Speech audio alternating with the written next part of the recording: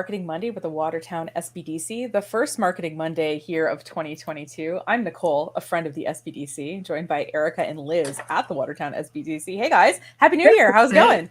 Happy New Year. It's going. My tree's still up, as you can see in the backyard, in the background. So that tells you how it's going with me. It is a very Monday. Like it is extra. Monday is extra Monday today. But I'm sure worry, for everybody, we have an amazing topic for you today, which is setting your marketing budget. I know, just a nice light topic for a Monday here. Have you guys set your marketing budgets for the year? Are you guys all set? Yeah, there's definitely been some planning going on. There's some planning, but there's a little do as I say, not as I do. I mean, because that's the reality of the situation. So. Well, don't worry. Hopefully by the end of this broadcast, whoever is watching this will feel like this is very doable, because it is. It doesn't have to be this big involved thing, but it can be a big involved thing if you like that sort of thing. But I thought we could go over kind of what some line items might be in a particular marketing budget.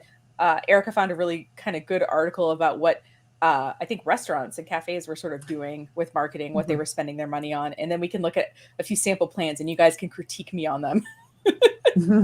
I pretend I embodied a business. You'll see when we go here. But so to me, some major kind of marketing line items, if you were thinking about a budget, because I get it. Most people watching this, maybe you're a small business like me and you're just think like, I don't want to spend any money. And I feel that to the depths of my soul, but like sometimes you do have to spend a little bit of money. So these are, to me, the areas of money I feel like kind of go under marketing. If you guys think I'm missing anything, Erica and Liz, by the way, feel free to weigh in, but we've got software.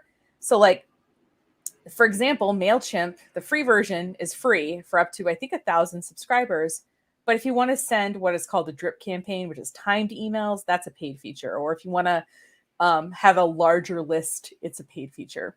So there's sometimes you have to pay for software either because of the level you're using it at, or just because it does something that like saves you a lot of time or headache or both.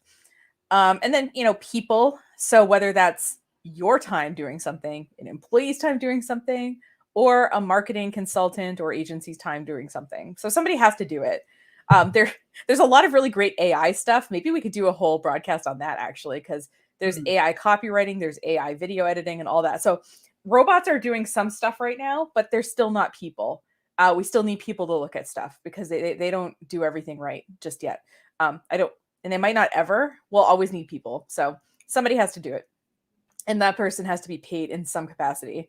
And then we have actual, what I distinguish as advertising. So that's like paid stuff, like direct mail campaigns, newspaper ads, radio ads, pay-per-click online ads, that kind of thing. So you're actually paying, these companies for, whether it's a certain amount of spots on the radio, or whether it's a certain amount of ads that get this much money per click or whatever.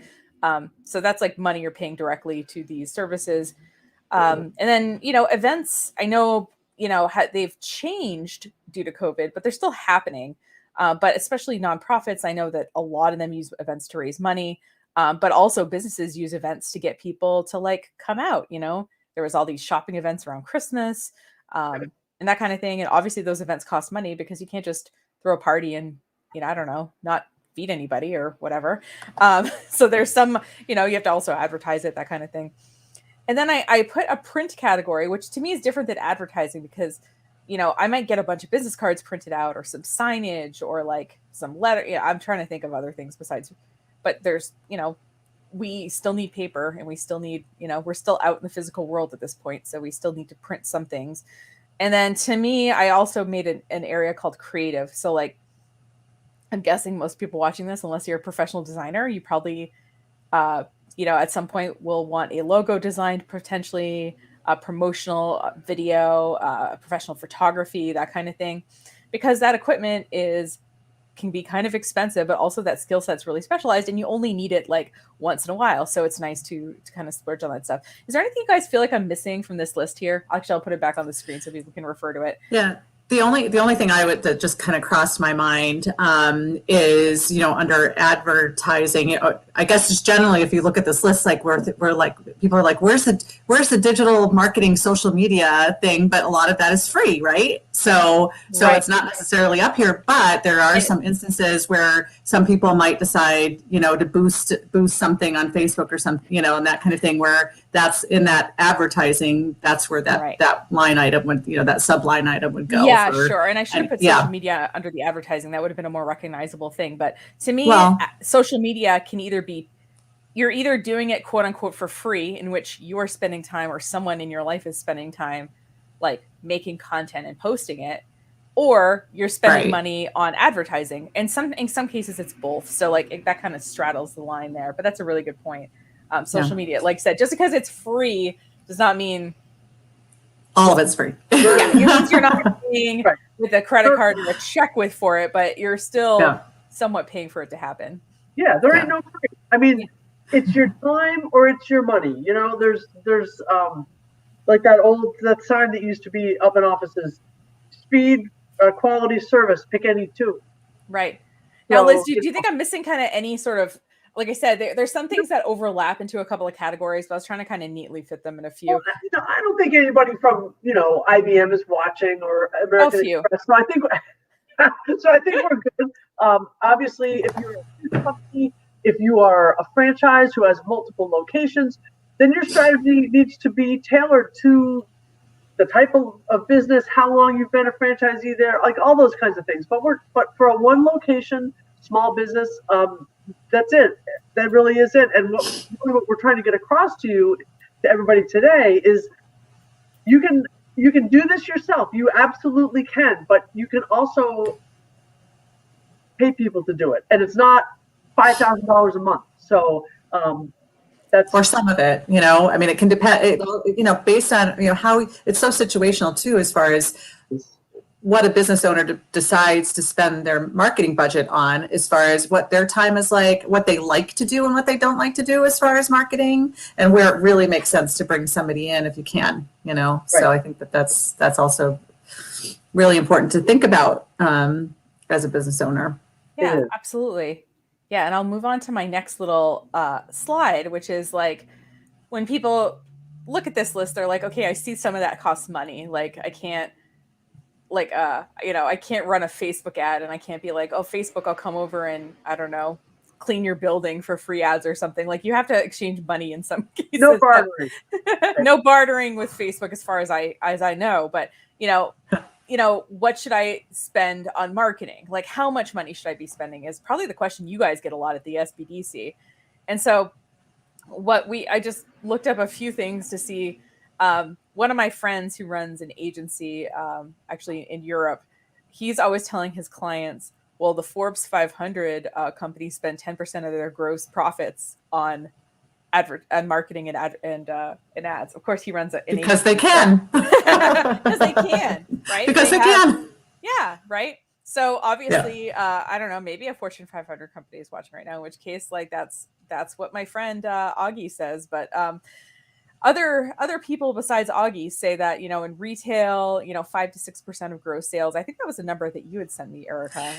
Yeah, that's what right. Like, especially with in the book selling industry, that I was in for 10 years, that was about the number. And actually in book selling, it was 5 to 6% in your first year or two. And then it ought to go down after that. And there's some reasons for that in that industry specifically, but that was about it. And that's kind of what I followed for my cafe too, was around 5%. Yeah. Okay. And then, it's funny. One of my clients is really diving into this, is trying to replicate a similar concept to this online tech company. So we've been really looking at it. And this online tech company spends 50% of their expenses on marketing, but that is their entire thing is online, and their entire money-making thing is off of, sponsored posts and display advertising and things like that. So and they probably they're spending a lot more of their money on marketing because that is literally their entire business. And then I saw the U.S. Small Business Administration said 7 to 8% of gross revenue, but we see that most people are saying in that 5 to 10% range of gross or net. Has that been your experience advising people with your SBDC clients? It has, but it also, it goes back to our favorite answer. It depends. what kind of business, how much time, if you're a part-time crafter, you're really not devoting that kind of money, time, or energy to marketing. That's what, if your main sales are happening at a farmer's market or at a retail store that you sell to, then their marketing, their event or their site, and then your stuff happens to be there, if it's good quality, it will sell. So you really need to think about the differences between the types of businesses and how you sell and how you don't sell. And there's a lady who in my area who makes mittens, like the famous mittens that Bernie had, like from recycled sweaters. And she sells them at retail stores. She also has an Etsy shop. So when she advertises on Facebook, or when she posts on Facebook, she shows pictures of these beautiful looking mittens, and she talks about the fact that they're upcycled. And then she says, you can visit my Etsy shop, or if you want to browse and try them on, you can go here to one of our clients, Winona Creek in Lacona, who we've talked about before, because they do a nice job. So if you do a nice job, we'll talk about you and let us know you're doing a nice job. But so it depends. I think the best piece of advice I can give is, if you have marketing questions, call the SBDC. Call us, and you don't have to come in right now. We're virtual. Well, we're at the office, but you're at your house or your business, and we can help you answer these questions, because it really does depend. So it's not an evasion tactic. It really does. But at least we have a little bit of a ballpark here with like a number people could think about. And it sounds like Erica, when she ran her bookstore cafe, was in that range. Mm-hmm. I think, honestly, I'm in that range. I meant to actually pull my numbers and see before this broadcast, but I forgot. But anyway, I think that's really typical. And I thought this was really interesting. Erica found this post, and it was from Toast, which is a POS system. It's on their blog if you want to go see it. But this is right. Maybe you can explain this. This is like what people are spending, right, on these different. Yeah, they must have done a poll, and it was, as far as what restaurants in particular are spending, how they're spending their marketing budget, basically, right?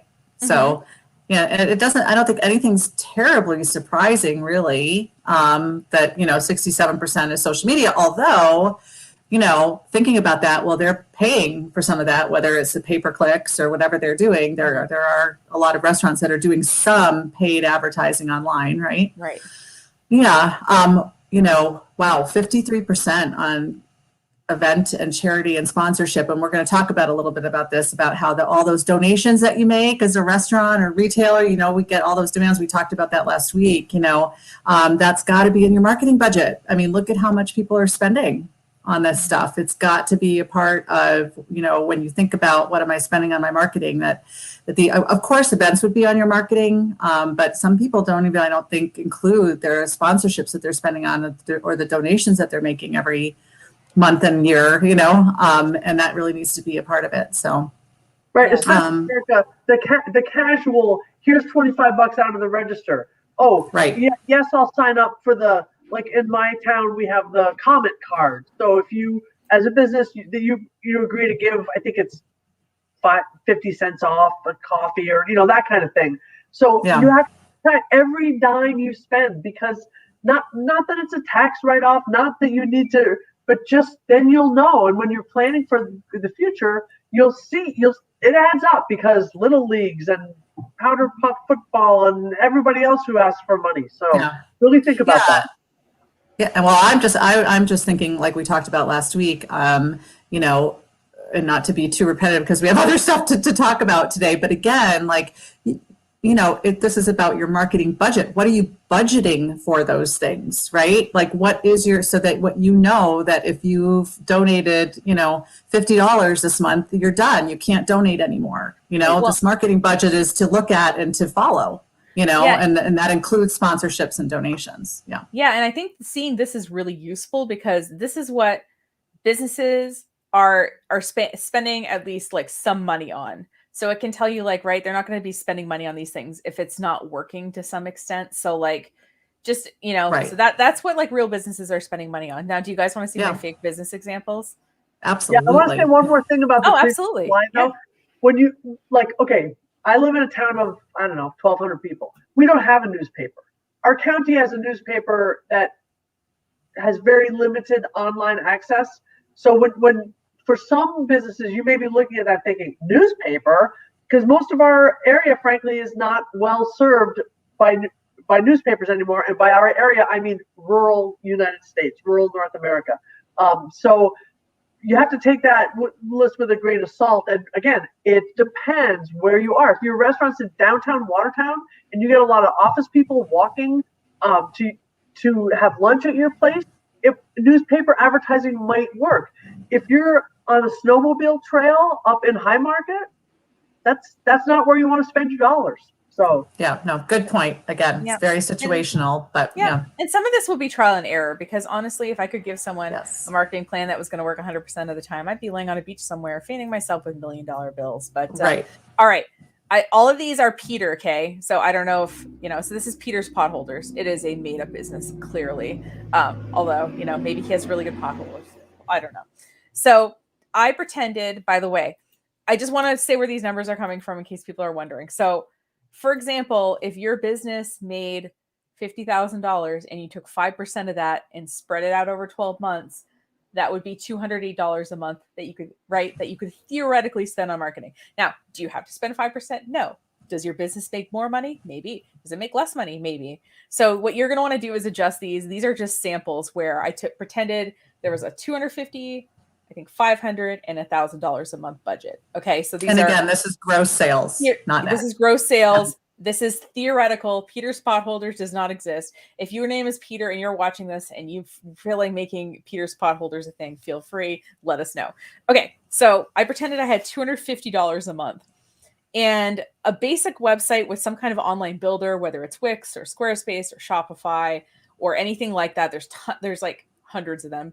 I love it when people are like, oh, have you heard of this one? And I'm like, no, but that doesn't mean anything. Like I haven't heard of every possible website software out there, but whatever builder that you're comfortable in, a lot of them cost, 10 or 15 bucks a month. But if you add e-commerce, it typically goes a little higher. It typically goes around 30-ish bucks a month at the base level. So for you to sell your products online, that's something you could do. Now, if you just want to be on Etsy or something, I'm not here to poo-poo you, but I am saying one of my friends has an Etsy store and he does a bang up business. Like he has like 20 to 30 orders a week, like, cause he just started like 4 months ago and he's doing well. Etsy takes a portion of sales, and also you have to pay to do your listing. So at a certain point, like, and the other thing they do is they do Etsy ads. So if you see an Etsy ad and you click on something, if you buy it within 30 days, Etsy takes 30% of that sale from that seller, and you cannot opt out of it. So a lot of people are like, well, I just want to do Etsy. And I'm like, that's fine. But there's a certain amount of people, A, who aren't on Etsy, and B, at a certain point, you're going to look at those fees when you start doing well and being like, wow, I feel like I could do as well on my own, if not better. So a basic website with a builder, I'm just saying, is 30-ish bucks a month. The other thing I will say as a consumer is that when I see a website and the person is like, peterspotholders.myfreewebsite.com, I'm instantly thinking, okay, a domain name is $15 a year. As a reseller, I feel like my friend who's a reseller gets them for like $8 or $10. So to me, if you do not want to spend like a few bucks a month on your business, like I just think, yeah, I'm not thinking nice. I'm thinking that you're kind of cheap, and I'm a little bit worried about your ability to be successful because you haven't, wanted to spend $15 on a domain. So it's a professional thing. Exactly. Yeah. And I'm assuming a lot of potholder sales can be done online in this theoretical example. So you're going to want to sell them on some kind of e-commerce site. And they've gotten a lot less expensive over the years. If you looked into this 10 years ago and you're like, oh, that seems kind of cheap, it's because like these builders have gotten better. Also, online processing fees have come way down. I don't have to set you up an authorized.net account. I don't have to pay $100 to set it up. I don't have to pay $20 a month plus processing fees. You can just do, as you guys know, with Stripe and Square and Braintree payments and all these other ones, you're just paying 2.9%. Like that is really typical. So if you looked into this and you were like, it's too expensive, and this was like 7 or 10 years ago, look at it again. It's gotten way cheaper. And so I mentioned Etsy fees. So let's say Peter's Potholders, like he's got his own website, but maybe he also wants to post it on Etsy to get in front of some new people. So it's 20 cents per listing. And I just put that he spent $2 on listing. So maybe he has like, I don't know, 10 different colors or styles or something. And he's just putting them on Etsy to kind of see, okay, what do people click on? Maybe he does get a few sales. It's just a little experimental to get in front of some people, right? To kind of, and just putting this idea out there that you can sell your item on your website. You can cross-list it somewhere else too, because different people hang out different places on the internet, just like in real life. And then I put Peter's Potholders with a free email marketing plan. I felt like the MailChimp free plan was fine. He probably has less than 1,000 subscribers, and that's totally fine. And then I paid Peter in my own mind to write his email newsletter because he's doing it himself. He doesn't have a lot of money, but this is time he could be spending making more potholders or doing other things. So I pretended he paid himself $30 an hour and that writing his email newsletter and updating his website was about 4 hours a month. Now that might be, you might spend a little bit more time, like when you're first getting to know your website software, but as you get more efficient at it, it'll get easier. So I gave him, and then I also put in as an experimental thing, apparently a lot of craft fairs have moved online. And so like you can have like an online booth. Now I started going down this rabbit hole and then I stopped myself because I'm like, Nicole, you're preparing for a broadcast where you're talking about other things too. Stop diving into this. But I was like, okay, well, if you were going to give up a couple of hours on a Saturday afternoon, you pay your booth fee, your online booth fee, and in your time.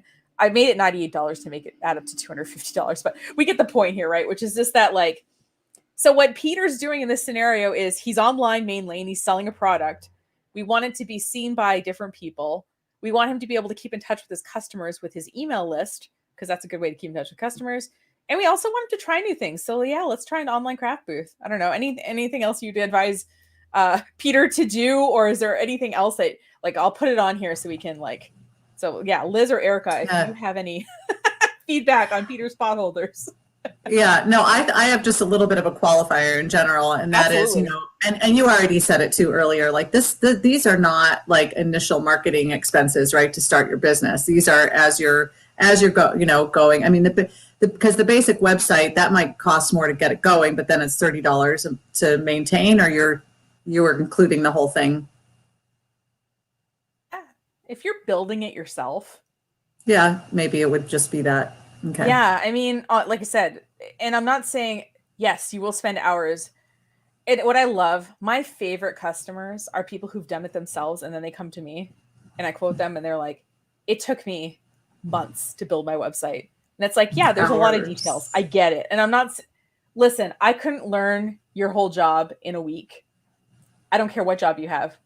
I couldn't learn your job in a week. So you can't learn mine in a week either. And that's, but if you're willing to take the time, watch some tutorials, like I said, a lot of these online builders have pretty good support. They have chat support. They have ticketed support. That's part of what you're paying for, is that there's somebody who is supposed to like help you out, click here, do this. And a lot of them have, like I said, really good documentation. They have videos about, oh, here's how to like add a slideshow to your homepage or whatever. There's people who figured this out. So I think, yeah, you could start at $30 a month if you're willing to build it yourself. And like I said, I said 4 hours a month on the website and the email newsletter. Maybe you're going to spend a lot more the first few months, or maybe you're going to spend all that time on your website for the first couple of months, and then you'll send out email newsletters once you have some customers. No, I think you did a great job with this. I mean, obviously that's a pretty small budget, and what I really like is that you added his time in there at his rate. I think that's also, yeah. Yeah, every time someone says social media is free, like a social media manager like wants to just fly in a blinding rage. And I don't, but I think it. So if you say that to me and you just watch my eyes in the dark, because it's like, no, it's not free. It takes time. What about you, Liz? Right. Anything else that you can feel like could help Peter's Potholders? Completely made up business? I think Peter and all small business owners should focus on value, not cost. And it's a hard thing to say, especially when you're starting up.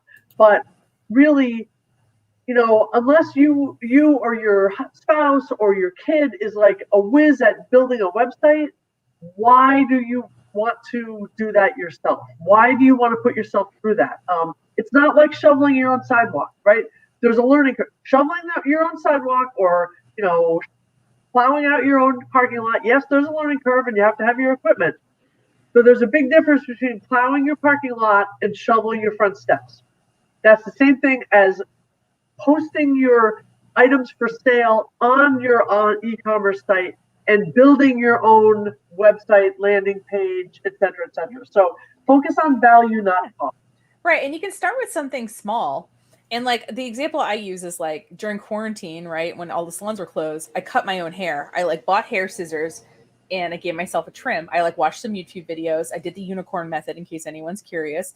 And I did that. And it didn't look like a professional cut my hair. I've since had a real haircut. But at the time it was fine.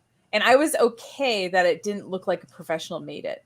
So if you're going in like thinking that like, oh, I'm going to, be a professional web designer and learn how people, do that, then it'll be a lot of hours. Well, and it's okay. I'm just saying that if you're okay with the fact that it won't look like it was cut at a fancy salon, you can cut your own hair or you can color your own hair. It's fine. There's nothing wrong with it. There's plenty of, self-service. I did a lot. I did 80% of my shopping with small businesses. I'm not saying that to brag for Christmas. I went on Amazon, found them, and then I went to their websites and I got better deals. But like I would say I online checked out on a bunch of small business websites. And I think most of them were done in Shopify just based on the checkout process is the exact same. So I will say, if you don't like their checkout process, don't use Shopify. Also, maybe we can have a whole thing about Shopify someday. They are a little expensive for what they do, in my opinion, but it's $30 a month for the base level. And if you're Peter's Potholders and you have 20 kinds of potholders, it's fine. All right. Are we ready to move on to our next? Okay. Peter opened a new venture. Now he's Peter's Plumbing. Just kidding. I just wanted to do all P's because I thought it'd be funny. Okay. So Peter's Plumbing. Okay. He's not selling things online anymore. Last I checked, you cannot do virtual plumbing yet. Someone has to come in, right? So service-oriented business, obviously in a specific geographic area, probably because Peter doesn't want to drive 4 hours to unclog a toilet. I don't know. Maybe he does, but it seems like a bad use of his time. So in this example, he has $500 a month to work with. So I've changed Peter to a more basic website, not an e-commerce site, but just a basic website with some information on it. Maybe he's got an inquiry form. I would put his phone number just on the homepage because, right on the top, because let's face it, when you're Googling plumbers near me, it's usually time is of the essence, right? So I downgraded his website package. So even though Peter's Potholders makes less money, he had a more expensive website because he's selling things online and he needed a more expensive website. Instead, I switched Peter's Plumbing to an online scheduling software. And the one I use is like $15 a month. I'm not sure. Maybe there's specific website scheduling software for plumbing. I learned from my little deep dive into online craft to not look into this too specifically, but people can schedule and pay for things online.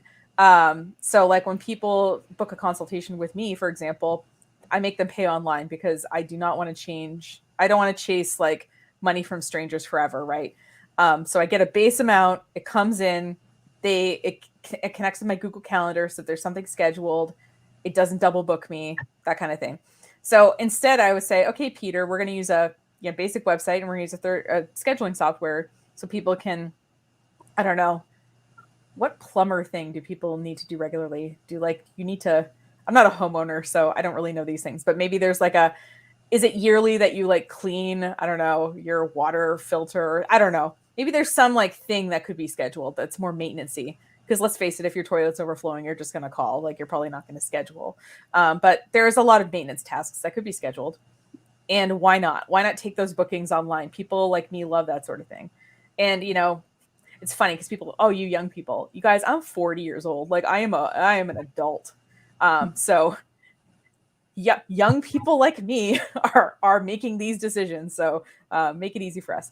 And then for Peter, I put pay-per-click ads because when you're looking for a plumber, sometimes you don't want to look through all the results and the reviews. Maybe you want to make sure Peter is not a complete sketchy guy, but he could get some nice pay-per-click ads if he wanted to service like the Watertown area, the Watertown, Oswego. He could buy ads like around his general area. He could buy ads for searches like plumber near me or, best plumbers, Watertown, New York, whatever. So I put a little $300 a month budget there. Google seems to require a little bit more than $300 a month, but we're going to pretend that if he's in a small enough area, I'm sure Google will take his money and it won't be as competitive. And then I had Peter claim his Google business page, which we did a broadcast about a couple of months ago. So if you're watching this and you're like, oh, what's that? Just scroll back wherever you're watching this now and you'll see a Google business page broadcast that we did a couple of months ago, all about how to do it. So I would have Peter claim his Google business page and update it. And so that's where I put here that it would take him, I had him paying himself $30 an hour for 3 hours. I mean, obviously he makes more plumbing, but that's what I love too about my hourly rate.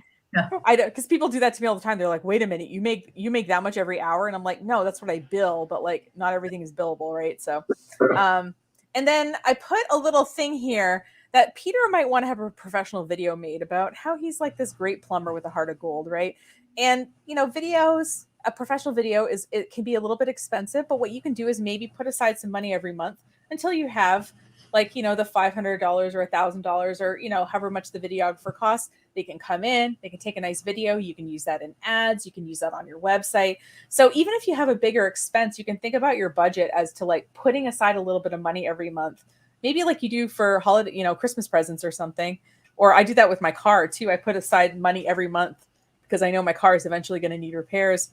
And then it's in its own little account ready to go. So you could do that if you had some bigger things in mind. Put aside a little bit of money every month. What about you guys? Do you have anything for Peter's plumbing that you would suggest? Well, go ahead, Liz. Go ahead, Erica. Go ahead. No, you go. Some startup costs that getting a nice sign painted on the side of your plumbing van. Yeah. Getting a sign out, even if you're working out of your home garage. Of course, check with your zoning, check with your town first, but have a sign up so people know, here's why there's vans coming in and out of here. It never fails to amaze me when a contractor or for-profit business shows up at my house or my neighbor's house and we live in a very rural area, so we don't have a ton of neighbors. So, what was that guy doing here? Well, I'm having an estimate on repointing my fireplace. Why don't you have a sign on your truck saying Peter's fireplace repointing? I mean, it's crazy. So yeah, that's great. So like saving up a little bit for that, or you can get one of those like, I don't know. I think they look a little cheesy personally, but like if you have one of these on your car and you're watching this, that you can get the magnetic ones. The magnetic ones. It's better than nothing. It is better than nothing. But if you want to save up for a really nice paint job, you can. Yeah. But the magnetic works. I mean, and if you're a startup, no one's going to expect you. In fact, they may look askance if you have this $5,000 paint job. And they're like, well, he just started that business last month. How much is he charging? You have to be careful about that perception thing. So, I mean, but at the same time, though, again, for me, like no matter what the business is, like if you're doing a startup, you've got your startup costs that include your startup marketing costs with your collateral materials and the things that you should have ready, to go for your business. And so I think signage is one of those typically, maybe not always, but maybe it's a sign that fits into your startup marketing budget. And then you're saving up for, something better later on or something. But I do think we have to be careful again about that. What's in your startup marketing budget that's going to like be part of, what you get a loan for if you're getting a loan, versus what are your monthly budget? What's your monthly budget based on your gross sales after that? Yeah. I guess what I wanted to say with that is just like, if you have something aspirational that you want, whether it's a professional video or you want a nice wrap on your plumbing truck or whatever, just know that like it's a little bit at a time thing. Like you don't have to like wake up and have $5,000. You can start saving up a little bit for it. So, because there are some things that do cost more than, our marketing budget every month, but it doesn't mean we can't have them. It just means we have to wait to have them. Yeah. The only other thing I was going to say about the plumbing business, and I mean, not that we're getting into the specifics about recommending how a plumber should market, but I think that there are Etsy's for service businesses too, for plumbers, right? Because they're the third parties, like you were saying, maybe he might spend money on pay-per-click, but he also might spend money on, what is it, like Angie's List or one of those that, Nicole's saying no. No, I don't like, I have personal views on Angie's List. I did not mean for that to show on my face. But there are, you're right. There are some things like that. Third party.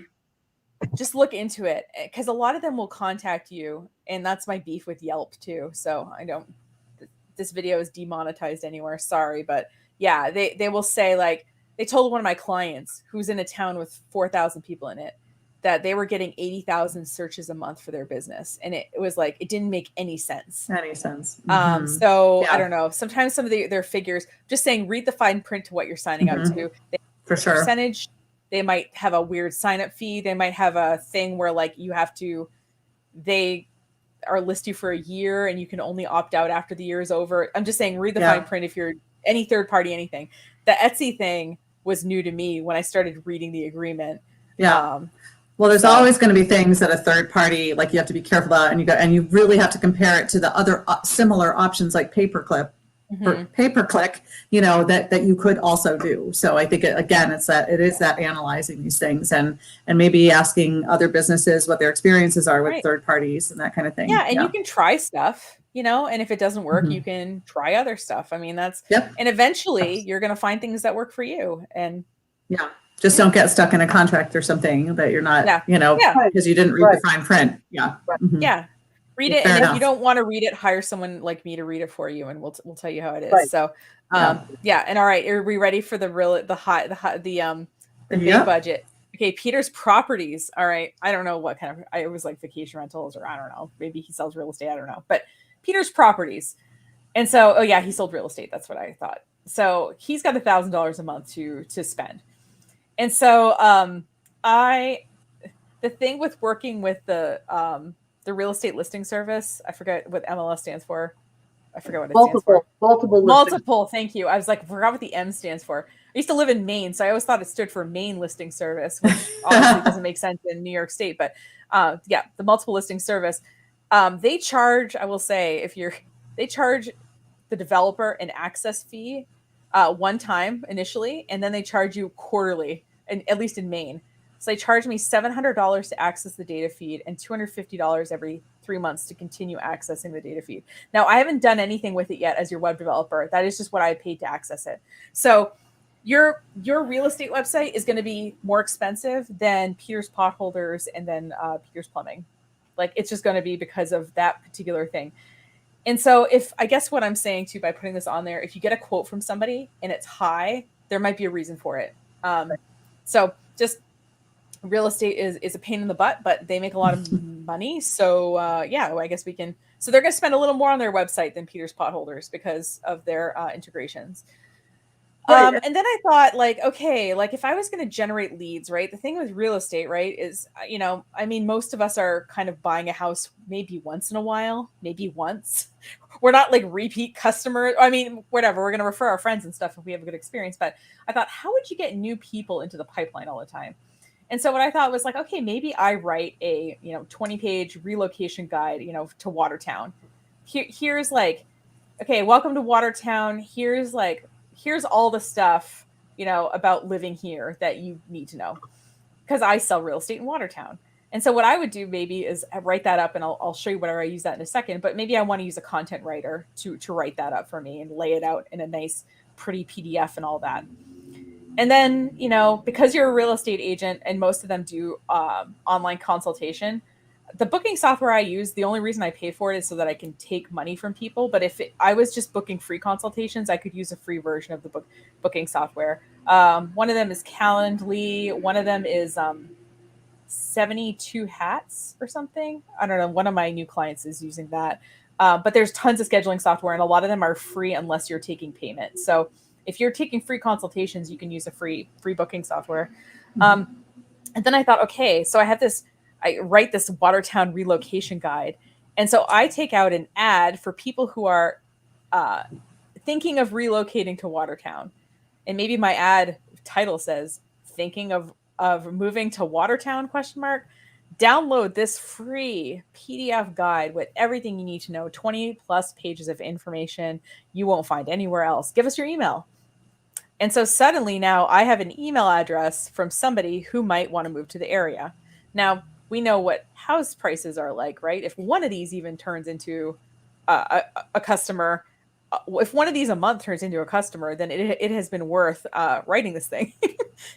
heck, if we even have a customer that appears once every 3 months, it's still worth doing. So that's what I would do if I was a real estate agent, is I would kind of produce something, especially we live in a rural area. It's hard. I remember, I run a co-working space, so I meet a lot of people who are moving to the area. And I remember one guy's like, so how does trash work? And it's true, like trash is a very specific thing that is specific to specific communities and all of that.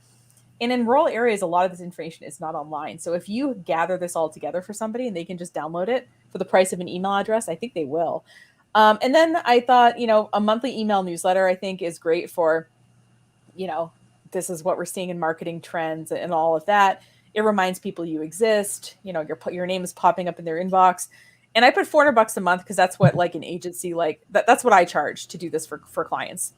I'll write it, I'll send them a draft, and if they approve it, we'll schedule it to go out. So that's like ballpark of like what somebody might charge. But that all that together equals about $1,000 a month. And as you see, we're doing kind of less things. They tend to be a little bit more expensive, but it's also a product that costs more money. So like I think it's sort of you're going to make a little bit less money off a potholder than selling a house. So, I think the costs are in line with that. Well, you might make more money off of a potholder. You might. Because you might be making 100% profit.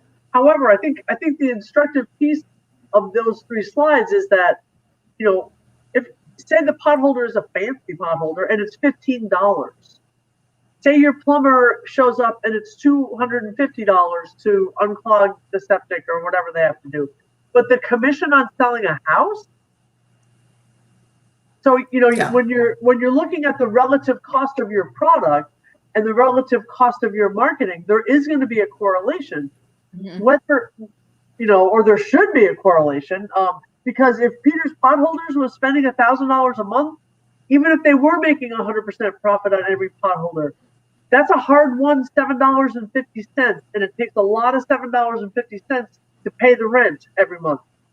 Doesn't take selling many homes to pay the rent every month. So you have to, it's all relative. And then, and I know we're running short on time, but the other thing that and maybe I should have talked about this last week if we were planning this, is, networking. Don't forget about networking, maybe joining a Chamber of Commerce or something. Yeah.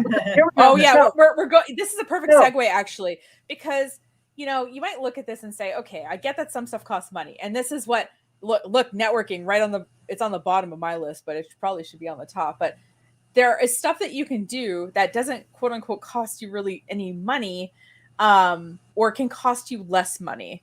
So like any kind of cross marketing, right? So like if if you're in a business group and you all kind of agree to sort of promote each other's stuff online, like I'm going to share your Facebook updates and you share mine, getting any more reviews is going to make you more visible in different markets. Because if someone's looking for something on Google and you have 10 really positive reviews and your competitors don't have any, like you're going to be on the top of that list. Co-hosting, anytime you can like share a cost with something, especially if something costed like an event, if you can share costs on something, hey, we're all going to go in on a newspaper, a full page ad together, about our, block party, or, hey, we're going to, run an event together, that kind of thing. Virtual stuff can be less expensive because you're not obviously paying for in-person things like food and a venue. So you can, if you take that workshop or that, training that you were going to offer to people and you can move it to online to lower your costs. Obviously DIYing what you're comfortable with. And then like Liz says, networking. So yeah, Liz, talk a little bit about, because like I wanted to put this on the screen to say that like there are things that you can do to help that don't really cost you anything except a little bit of time, I suppose. That you can do, that your family can do, that your loyal customers can do. There's lots of things that you can do. I think you just listed some of those, and really don't discount some of the traditional things like joining the Rotary, becoming a member of your local chamber, and calling the SBDC, calling the Women's Business Center, calling a SCORE chapter. There are services out there, and even if you don't become, a full-fledged member, say, of a chamber, which it does cost money, subscribe to their newsletter. See is your rival Patty's Plumbing advertising and a member of the chamber? Well, then maybe you should consider doing that too. And understanding your fee schedule. Everybody loves a bargain, and it's funny, we were talking about potholders, and I remember going to a craft show probably farmers market about 10 years ago, and this person was selling potholders, literally potholders and dish towels.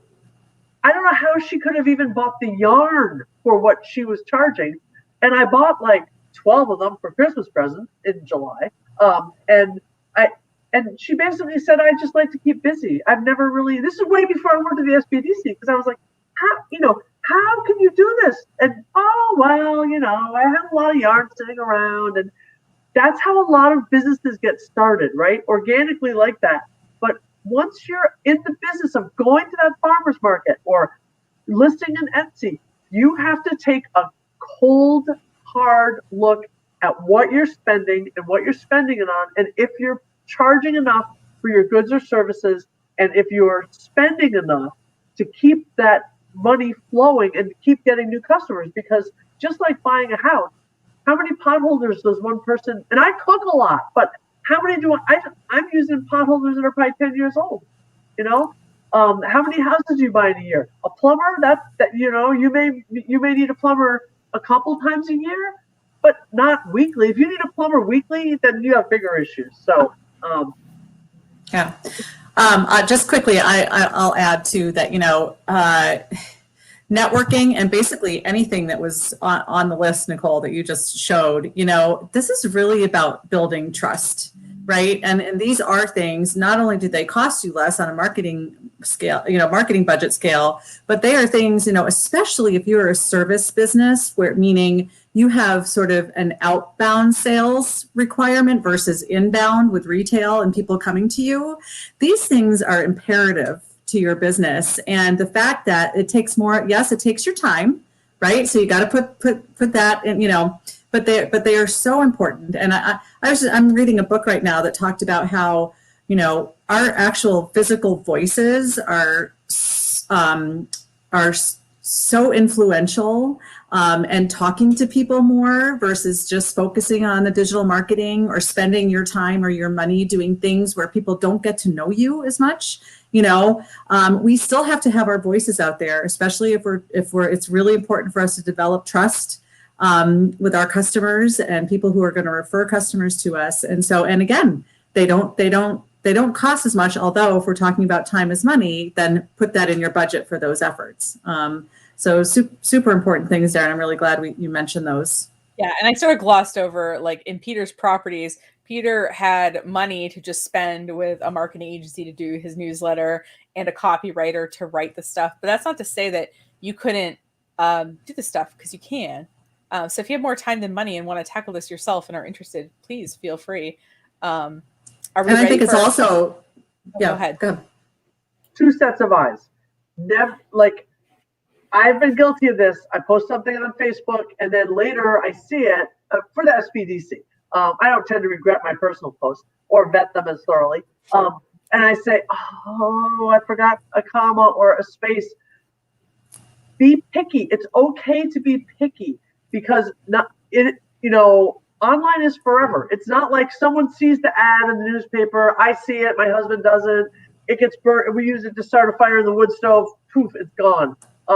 But if I see something about Peter's Plumbing and then I go to their Facebook page and see all these typos or weird political stuff or weird personal stuff, I'm going to be like, I don't need to use that guy that bad. So your online reputation. We could do a whole thing on that too, couldn't we? We could probably do a whole month on that. But yes, people will judge your plumbing ability by your post. They will. So just be mindful and be wise about that. Yeah, for sure. And I think we're ready for our key takeaways. And I'm going to add, what you do builds trust to this, because I feel like that's a really excellent point, because that's what we're doing all this for, right? So first of all, key takeaways, right? Some costs are one-off costs, right? If you're going to pay someone to build your website or something like that, or you're going to pay someone to write a relocation guide or something for you, going to pay a videographer to come in and take a professional video of your business. These are one-off costs that you can be saved up for if you don't have a lot of money lying around. And some of these are going to be more ongoing. just by nature.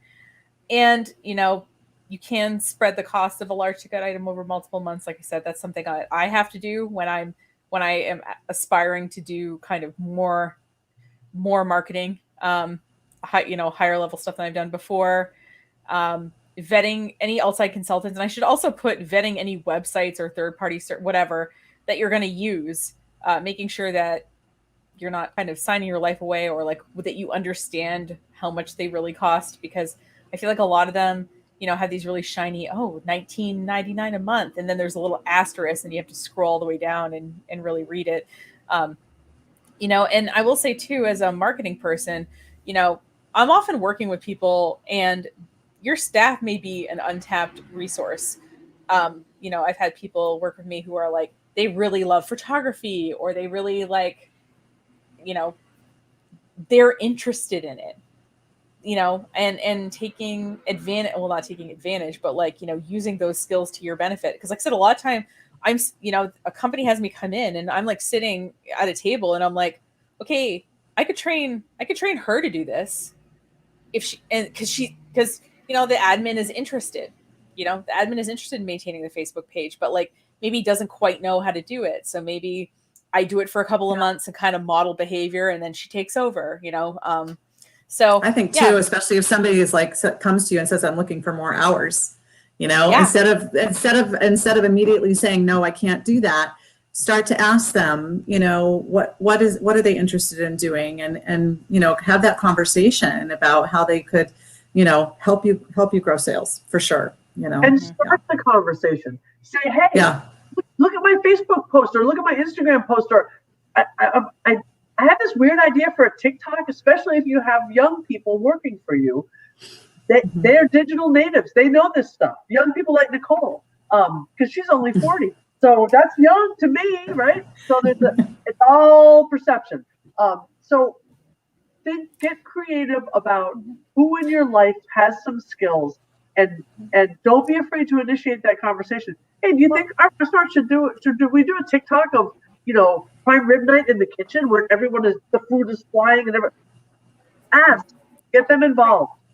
Yeah. And I will say too, like, I think that's great, but I think sometimes young people are thrust into roles that they can't, you know, quite do. So I will say, like, if they're enthusiastic, but maybe a little hesitant, just say, hey, you know what I'm going to do? I'm going to hire somebody and you can work with them. And I always tell the employee, I say, listen, if you mess up, call me. I'll help you. You know what I mean? Because they're afraid to tell their boss that they accidentally uploaded the footage to TikTok for 30 seconds. And like, okay, well, what kind of impact does that have or whatever? So yeah, just, you know, sometimes just having some other outside person that can get them trained and stuff, if they're enthusiastic and don't quite know how to do it. And you should also like look over what they're doing, obviously, but that goes without saying. But just, you know, look around at the people in your life and you might have some untapped resources there. And like Erica said, and like this all is to build trust in your business and awareness of your business. So you're going to try different things. Some things are going to work, some things aren't. Like I said, if I could just tell everyone what would work right away, no offense, ladies, but I wouldn't be here right now. Just kidding. I probably would. Maybe not every week, but I would be here sometime. And if business advice was one size fits everyone, the SBDC wouldn't exist. SBDC wouldn't be here, right? So, you know, there is no one size fits all when it comes to a marketing budget. I think that's maybe the point that we'd like to leave you with today. That it is customizable to the type of business, the size of business, your geographic location, your time, the skills you and your staff and your family possess, and what skills can be easily learned, and what skills should you leave to the professionals, because there is always that tension. So call the SBDC, because we can help start that conversation with you, your staff, whoever. We can help you. Yeah, I love what you just put up, Nicole, too, because along with everything that Liz just said, that's so important, and analyzing and everything. I think once you do have that marketing budget set up and you're trying it out, is to, again, be going back and looking at it and analyzing and being able to, you know, and knowing how to to look at your analytics online, or, you know, having other measurements and metrics out there. So you really, truly have a good understanding of what's working and what's not in your marketing and the budget that you've got allotted. So that it's a constant work, right? In progress. It's a document in progress, and you're making those changes as they make sense. And I think just like anything with just a general business plan or a marketing budget, you know, so important to be looking back and going, okay, you know, what did we do? What worked? What didn't work? How are we moving forward with our marketing budget? Yeah. All right. Anybody got anything else? Awesome. Well, I hope this broadcast encouraged you to try setting a marketing budget. It doesn't, as you see, it doesn't have to be big. Right. It can just be something you're committing to every month, whether it's your time, whether it's an amount of money, whether it's probably a little bit of both. And yeah, and let us know what ended up working. You know, come back and leave a comment on this video, or let the SBDC know what you've tried and what worked, and we can share that with other people as well. So thanks so much for watching. Happy 2022, and we'll see you next week. Oh, and should I had this on the thing too. Okay. Yeah. Wednesday the 13th. I think it's Thursday. Oh, is it Thursday? That's right. Yeah. So, yeah. It's okay. It is Monday, isn't it? Okay. Thursday, the 13th of January, is our fan favorite, Amanda Stickle, is back, and she's going to be doing tax planning tips for 2022. So that's going to be on Facebook Live, and it will be available afterwards. But join us live and you get to ask your question, and Amanda will answer it. That's awesome. Okay. Sorry. I saw that on the corner of my screen to like remind, and I didn't want to do, I wanted to remind people while we were still live. So have a great week, everyone. We'll see you next Monday. Everybody. See you next week. Bye. Thanks, Nicole.